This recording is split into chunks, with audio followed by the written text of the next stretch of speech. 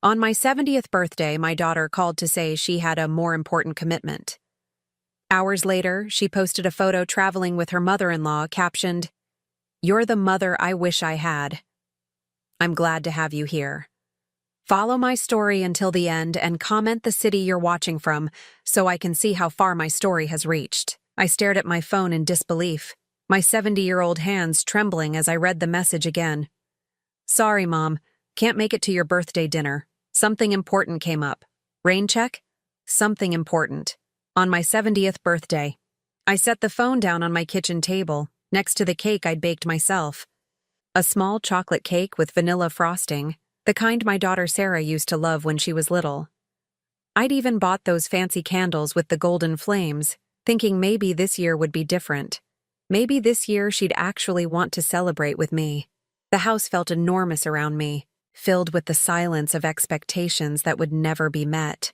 I'd cleaned for hours, prepared all of Sarah's favorite foods, even bought a nice wine she'd mentioned liking at Wren's last dinner party. The dining room table was set for 3, me, Sarah, and little Emma, my 8-year-old granddaughter. My phone buzzed again.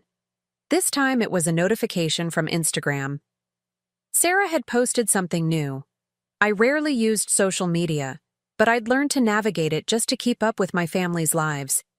It seemed to be the only way I could see what was happening with them anymore. With shaking fingers, I opened the app. The image that filled my screen felt like a physical blow to my chest. There was Sarah, beaming at the camera, her arm wrapped around Inez, Wren's mother. They were at some upscale restaurant, wine glasses raised in a toast. Emma sat between them, grinning widely as she held up what looked like an expensive piece of jewelry. But it was the caption that truly shattered me. "Birthday celebration with the mom I wish I'd had. Thank you, Inez, for always being there. Some bonds are chosen, not born. Blessed, with the best, real family." I read it 3 times before the words fully registered. Birthday celebration. Today, my birthday. My daughter had lied to me so she could spend my birthday with another woman. Not just any woman. Wren's mother.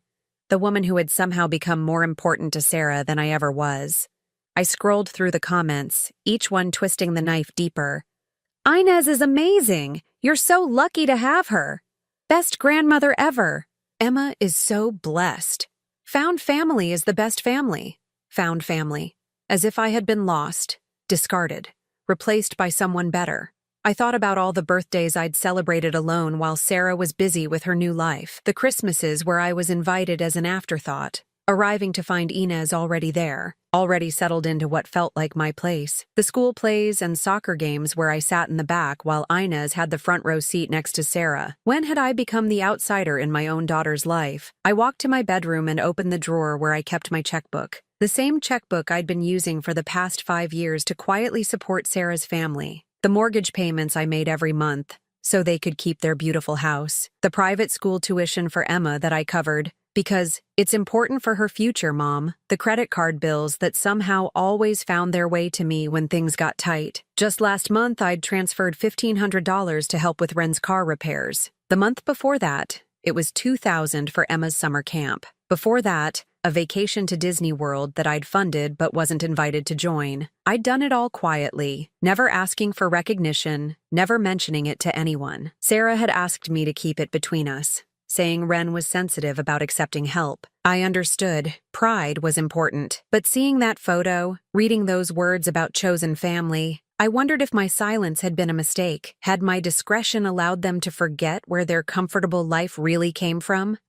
I looked at myself in the mirror above my dresser, 70 years old, living alone in a house that felt too big, spending my birthday looking at photos of my daughter celebrating with someone else.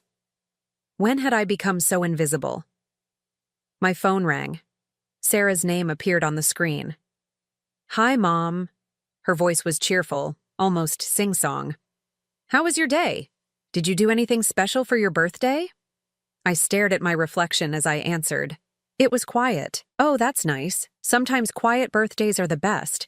Listen, I can't talk long. We're at dinner with Inez. She's treating us to this amazing place downtown. Amazing place downtown. The same place I'd seen in the photo. That sounds lovely. I managed. It really is. Inez is she's incredible, Mom.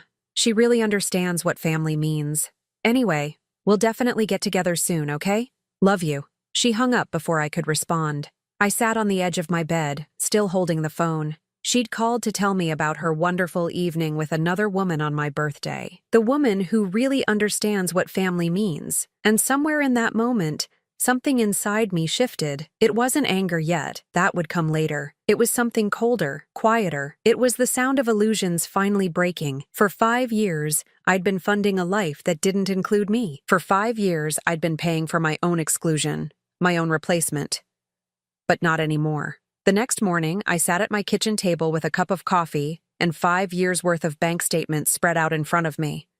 I'd barely slept, my mind racing with questions I'd never allowed myself to ask before. The numbers told a story I hadn't been willing to see. $20,800 monthly mortgage payment, paid automatically from my account for the past 4 years. One $200 monthly payment to Westfield Academy for Emma's tuition. Another automatic transfer I'd set up when Sarah explained how important private education was. Credit card payments ranging from $800 to $3,500 monthly, covering everything from groceries to gas, to what looked like an extensive shopping habit.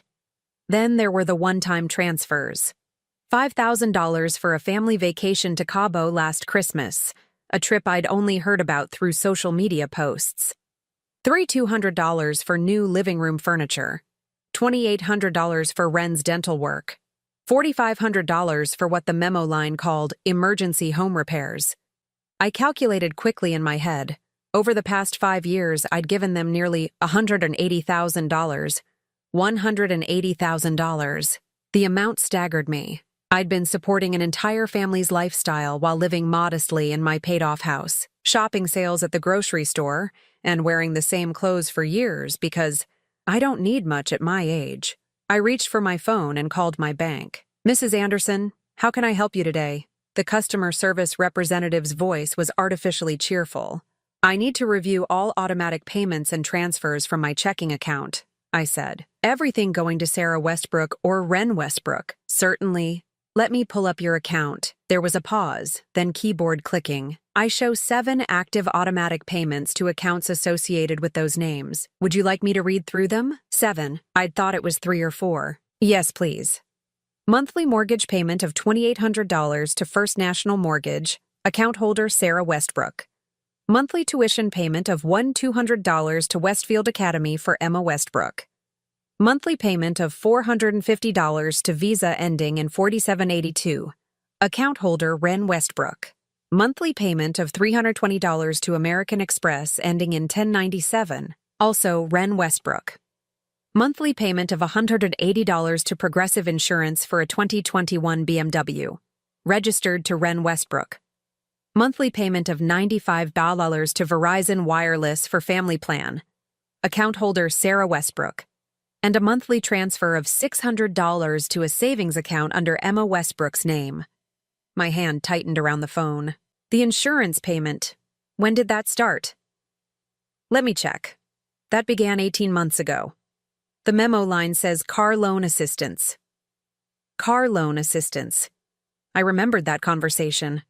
Ren had been so upset about her car breaking down, and Sarah had called me in tears, saying they couldn't afford the payments on a reliable vehicle. I'd offered to help temporarily, just until they got back on their feet, 18 months ago. And the savings account for Emma? That's been active for 3 years. The memo line reads, college fund contribution. 3 years of building a college fund for my granddaughter. A granddaughter I saw maybe once a month, usually at uncomfortable family dinners where I felt like an intruder.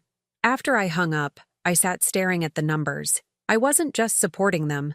I was funding their entire lifestyle. The beautiful house in the gated community, the private school education, the luxury car, the credit cards that let Ren shop without consequence. Even Emma's future was being secured by my money. And yet, I was the one who didn't understand what family meant. I thought about last month's dinner at their house. Inez had been there, naturally, holding court at the head of the table while I sat in what felt like a guest chair. She'd been praising Ren's financial responsibility. "It's so wonderful to see young people managing their money so well," Inez had said, her voice carrying that tone of maternal pride I recognized because I'd once used it myself. "Not everyone your age has such discipline." Wren had beamed under the praise, and Sarah had nodded enthusiastically. "Wren's amazing with budgets. She's taught me so much about financial planning." Financial planning, built entirely on my automatic payments. I remembered how Inez had then launched into a story about taking Emma shopping for school clothes, buying her expensive outfits that I'd seen in social media posts. "A grandmother's prerogative," she'd said with a laugh. "Spoiling my grandbaby, spoiling her with money that ultimately came from me." The irony was suffocating. I was funding the very generosity that made Inez look like the perfect grandmother while I was relegated to the sidelines. I pulled out my phone and scrolled through Sarah's Instagram again. Photo after photo of their perfect life. Wren in designer clothes at expensive restaurants. Emma at dance classes and art camps and soccer leagues that I was paying for but never invited to watch. Sarah and Wren at wine tastings and spa days and weekend getaways. All of it made possible by me. None of it including me. There was a photo from last month, Emma's dance recital. She was beautiful in a costume that probably cost more than I spent on clothes in 6 months. The caption read, "So proud of our little star. Thank you, Grandma Inez, for always being there to cheer her on. Proud family, dance queen." I remembered that recital. I'd asked Sarah about it, offered to come watch Emma perform. "Oh, Mom, it's really small," she'd said. "Just immediate family. You'd probably be bored." Immediate family. While I paid for the costume, the lessons, probably the after-party celebration too. I closed the app and sat in the growing darkness of my kitchen. For years I'd told myself that being generous was what good mothers did, that supporting your children financially was an act of love, even if that love wasn't returned the way you hoped. But this wasn't love. This was being used, and tomorrow I was going to start changing that. 3 days after my birthday disaster, I was still going through financial records when Sarah called. "Mom, are you feeling okay? You haven't called to check in like you usually do." I almost laughed at the irony. I hadn't called because I was too busy discovering how thoroughly I'd been taken advantage of. "I'm fine, honey, just busy." "Oh, good. Listen, I have amazing news. Inez surprised us with a weekend trip to Napa Valley. She booked this incredible resort and spa. Wren's been so stressed with work lately, and Inez thought it would be perfect for some mother-daughter bonding time." Mother-daughter bonding. The word stung, but I kept my voice neutral. "That sounds lovely." "It really is. She's so generous, Mom. She just thinks of everything. The resort has this amazing spa, and she's treating Wren to the full package. Massages, facials, the works. She even bought Wren this gorgeous new outfit for dinner at the resort restaurant. I don't know what we did to deserve someone so thoughtful in our lives." I gripped the phone tighter. How wonderful that she can afford to be so generous. I know, right? She has such a big heart. And she loves Wren like her own daughter. Sometimes I think Wren is closer to Inez than she is to her own mother. After Sarah hung up, I sat staring at my credit card statements. Specifically at Wren's credit card statements that I'd been paying for 3 years. There it was, Nordstrom 2 days ago, $847, Sephora, the same day, $312, and yesterday, a charge to something called Luxury Travel Concierge for $200. I grabbed my laptop and Googled the company. They specialized in enhancing your travel experience with premium upgrades and exclusive packages. Wren had used my credit card to pay for upgrades to Inez's generous gift, the spa treatment Sarah was praising, the special dinner outfit. I was funding it all. Inez was getting credit for generosity she could afford because I was paying Wren's bills. The pattern was suddenly, sickeningly clear. I spent the next hour going through months of credit card charges, cross-referencing them with Sarah's social media posts. Every generous gesture Inez made for the family corresponded with charges on my cards. The expensive birthday dinner for Emma's 8th birthday, where Inez was praised for spoiling her granddaughter. Wren had charged the dress, shoes, and gift to my card the day before. The surprise weekend trip to Disney World that Inez had spontaneously planned, Wren had used my card to book their flights and hotel upgrades. Even the recent family photos where everyone looked so perfectly dressed, I was paying for the outfits that made them look successful enough to deserve Inez's largesse. I was funding my own replacement. My hands shook as I reached for my phone and called Ren directly. She answered on the third ring, her voice bright and cheerful. "Hi, Wanda. How are you?" "I'm well, dear. I was just wondering, how was your weekend trip to Napa?" "Oh my gosh, it was incredible. Inez is just amazing. She booked us into this resort that was like something out of a magazine. The spa was heavenly and the food—" She went on for 5 minutes about every detail of the trip Inez had generously provided. "It sounds expensive," I said carefully. "That's what makes it so special. Inez just wanted to treat us, you know? She said we deserved to be pampered. She's always thinking about what would make us happy. It's such a blessing to have someone like that in our lives." "And how are things financially? I know you mentioned work being stressful." "Oh, things are great. I mean, you know how it is. Expenses here and there. But we're managing really well. Inez always says she's proud of how responsible we are with money. She sees how we never overspend or ask for help, and I think that's part of why she's so generous with us. Never overspend. Never ask for help." "That's wonderful," I managed. "Well, I should let you go." "Okay. Oh, but before you hang up, I meant to ask if you could help us with something small.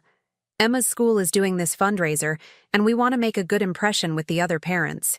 It's only $500 for the sponsorship level we want.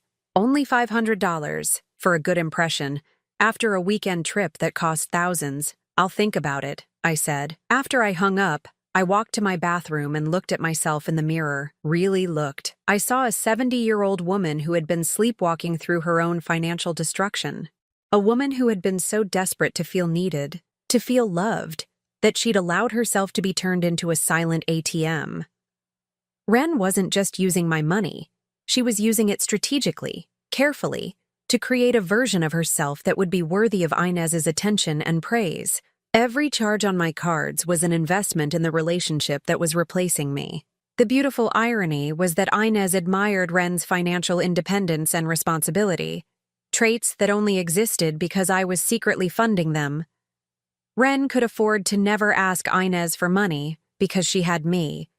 She could afford to be generous and grateful because I was covering the cost of her gratitude. I was paying for my daughter to love someone else. I walked back to my kitchen table, where all the evidence of my exploitation lay spread out like a roadmap of my own stupidity. For 5 years, I'd been the invisible foundation that allowed their perfect life to exist. And in return, I'd been systematically excluded from that life. But they'd made one critical mistake. They'd forgotten that foundations can crumble. And when they do, everything built on top of them falls down. Tomorrow, I was going to start removing the foundation. I spent the weekend making lists. Not grocery lists or to-do lists, but lists of every automatic payment, every credit card, every way my money flowed into their lives. The scope of it was breathtaking. Beyond the obvious payments, there were dozens of smaller ones I'd forgotten about. Netflix, Spotify, even their Amazon Prime membership, all charged to my cards because Ren had mentioned how expensive streaming services were getting. Emma's gymnastics classes, art supplies, even her lunch money at school was automatically debited from my account. I was funding every aspect of their comfortable existence.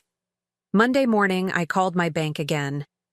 "I need to cancel all automatic payments and remove all authorized users from my accounts," I told the representative. "That's quite a few transactions, Mrs. Anderson. Are you sure you want to cancel everything? Some of these have been active for years, I'm sure." "All right. For security purposes, I'll need to verify some information." It took 45 minutes to systematically dismantle 5 years of financial entanglement. Each canceled payment felt like cutting a rope that had been slowly strangling me. "Just to confirm," the representative said, "you're canceling 7 automatic payments, removing 2 authorized users from 3 credit cards, and closing 1 joint savings account. Is that correct?" "Correct. Is there anything else I can help you with today?" "Yes. I'd like to change my phone number on file and update my privacy settings so no account information can be shared with anyone." After I hung up, I sat in the silence of my kitchen, waiting to feel guilty, waiting for the voice in my head that usually whispered about being a good mother, a supportive grandmother, A woman who put family first. The voice never came. Instead, I felt something I hadn't experienced in years. Relief. The first sign that they'd noticed came Tuesday afternoon. Ren called, her voice tight with confusion. "Wanda, I think there might be some kind of mistake with our cards. The one you gave me for emergencies was declined at the grocery store today." I could have told her it wasn't a mistake. Instead, I said, "Oh my, how strange. Have you called the bank?" "I tried, but they said the account was closed." "But that can't be right, can it? I mean, you wouldn't close it without telling us." "I've been reviewing my finances lately," I said carefully, "making some changes." There was a long pause. "What kind of changes?" "Just simplifying things. At my age, it's important to be more careful with money. But Wanda, we depend on, Emma's school payment is due tomorrow, and the mortgage. Sarah said you handle those automatically." "I did handle them. For a long time." Another pause, longer this time. "Are you saying you're not going to help us anymore?" The word help almost made me laugh. Help implied that they'd asked, that there was some reciprocal relationship, some gratitude involved. "I'm saying I'm going to be more thoughtful about my spending," I replied. "But Emma's school, I'm sure you and Sarah will figure it out. You're both very capable." After I hung up, I waited. It didn't take long. Sarah called within an hour, her voice higher than usual. "Mom, Ren said you canceled some payments. There must be some mistake." "No mistake, honey. But why? Is something wrong? Are you having money problems?" "Money problems. After giving them nearly $200,000 over 5 years. I'm fine financially. I'm just making some adjustments to my budget." "Adjustments? Mom, we're talking about Emma's education, our house payment. These aren't things you just adjust." "Actually, Sarah, they are. They're my adjustments to make." "I don't understand. You've never minded helping before. You said family was important, that you wanted to help secure Emma's future." She was right. I had said those things, but that was when I thought I was investing in relationships, not funding my own exclusion. "Things change," I said simply. "Mom, please, if this is about my birthday, I told you we could do something together soon. Inez just happened to invite us out and this isn't about your birthday." "Then what? What did we do wrong?" The question hung in the air between us. What had they done wrong? Everything and nothing. They'd accepted my money gratefully while systematically pushing me out of their lives. They'd used my generosity to build relationships with other people while treating me like an obligation. But I didn't say any of that. Instead, I said, "You didn't do anything wrong, Sarah. I'm just choosing to spend my money differently." "Differently how?" "On myself." The silence that followed was deafening. "On yourself?" Sarah's voice was sharp now. "Mom, you barely spend anything on yourself. You live in that same house, drive that same old car, wear the same clothes for years. What could you possibly need money for?" And there it was, the assumption that had been underlying everything for years. That I didn't need anything. That I didn't want anything. That my purpose was to provide for them while asking for nothing in return. "Maybe I want to find out," I said. "Find out what?" "What it feels like to matter in my own life." I hung up before she could respond. Wednesday brought desperation. Both Sarah and Ren called multiple times. I let the calls go to voicemail. "Mom, please call me back. We need to talk about this. Emma's school is asking about the tuition payment. Wanda, I don't understand what's happening. Can we please sit down and discuss this like family?" Thursday, the calls became angry. "Mom, this is ridiculous. You can't just cut us off without warning. We made commitments based on your help. Wanda, this isn't fair. You know we can't afford these payments on our own." Sarah's beside herself with worry. Friday brought panic. "Mom, the bank called about the mortgage. Please, we can work this out. Just call me back." "Wanda, please. Emma doesn't understand why she might have to change schools. How do I explain this to an 8-year-old? I listened to each voicemail once, then deleted it. Each message revealed more about how they really saw me. Not as a mother or grandmother, but as a resource to be managed. None of them asked if I was okay. None of them wondered if something was wrong in my life. They only cared about the money stopping. Saturday morning, I drove to the bank and opened a new checking account. Then I went to a travel agency I'd passed 1,000 times but never entered. I'd like to plan a trip, I told the agent, a young woman with kind eyes and an encouraging smile. Wonderful! Where would you like to go? I thought about all the places I'd helped fund for other people. Napa Valley, Disney World, Cabo, all trips I'd paid for but wasn't invited to join. Somewhere I've never been, I said. Somewhere beautiful. And expensive. The agent smiled wider. Now that sounds like the best kind of adventure. For the first time in 5 years, I was going to spend my money on creating memories for myself, not paying for someone else's perfect life that didn't include me. By the second week, the real panic set in. I was sitting in my garden, reading a travel brochure about Scotland when Sarah's car pulled into my driveway. Through the window, I could see her frantically dialing her phone, probably calling Wren to announce her arrival. I didn't get up. Let her come to me. The doorbell rang 3 times before I answered. Sarah stood on my porch looking haggard, her usually perfect hair pulled back in a messy ponytail, her eyes red-rimmed. Mom, thank God, we need to talk. Hello, Sarah, come in. She followed me to the living room, where my travel brochures were spread across the coffee table. Her eyes landed on them immediately. Are you planning a trip? I am. Where? Scotland, maybe Ireland after that. I haven't decided yet. She stared at the brochures like they were evidence of some crime. Mom, we can't afford the house payment this month. The mortgage company called yesterday. I'm sorry to hear that. You're sorry? Her voice cracked. Mom, we could lose our house. I sat down in my favorite chair, the one I'd bought for myself last week, a comfortable recliner in soft blue fabric.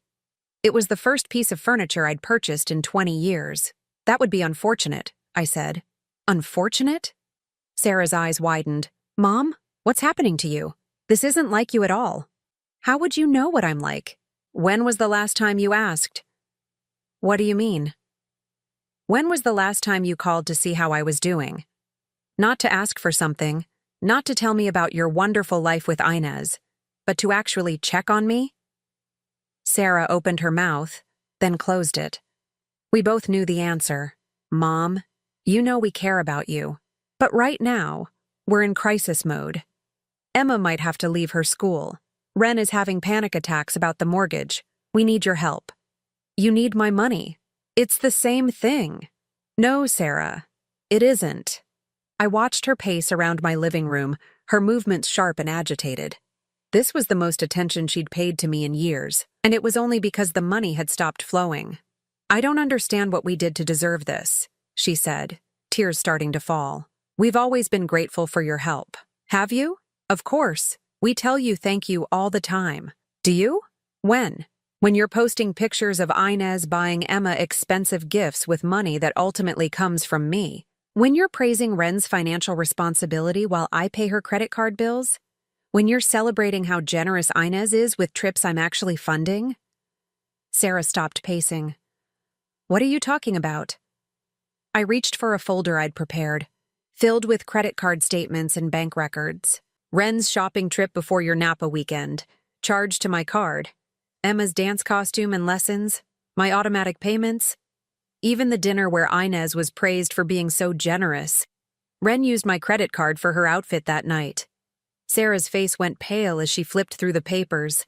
I've been funding my own replacement for 5 years, I continued, paying for Inez to look like the perfect grandmother while I was pushed to the sidelines. Mom, Wren didn't mean what? To use my money to buy Inez's approval? To create a life so comfortable that you didn't need me for anything except paying bills? That's not how it was. Then how was it? Sarah, explain to me how I fit into your family beyond being a source of income. She couldn't answer. We both knew she couldn't. The school fundraiser, I said quietly. The one where you wanted to make a good impression with the other parents. $500.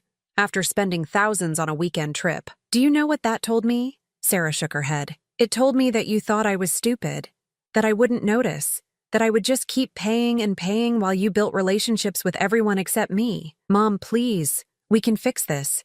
We can include you more. We can— No, the word hung in the air between us. No, Sarah, you can't fix 5 years of making me feel like an outsider in my own family. You can't fix the fact that my granddaughter barely knows me because you've made Inez the important grandmother. You can't fix birthday dinners where I'm an afterthought and Instagram posts that celebrate everyone except the person who makes it all possible. So what are you saying? You're just going to abandon us? I'm saying I'm going to live my life. For me. Finally. Sarah sank onto my couch, crying harder now. What about Emma? You're punishing her for our mistakes. Emma will be fine. Children are resilient. But more importantly, she'll learn what real relationships look like instead of growing up thinking love can be bought. We do love you, Mom. Do you? Or do you love what I provide? She couldn't answer that either. After Sarah left, I called the travel agent and booked my trip to Scotland. 3 weeks, staying in castle hotels and bed and breakfasts I'd only dreamed about visiting. The total cost was more than I'd spent on myself in the past 5 years combined. That evening, Ren called. Wanda, please. Sarah told me what you said, but you have to understand, we never meant to make you feel left out. Inez is she's very involved. And sometimes it feels like we have to choose sides. You did choose sides. But we can fix this. We can set boundaries with Inez. We can make sure you're included in everything. Please, just give us another chance. Ren, I gave you 5 years of chances. I gave you nearly $200,000 worth of chances. I'm done giving. 200,000? Her voice was barely a whisper.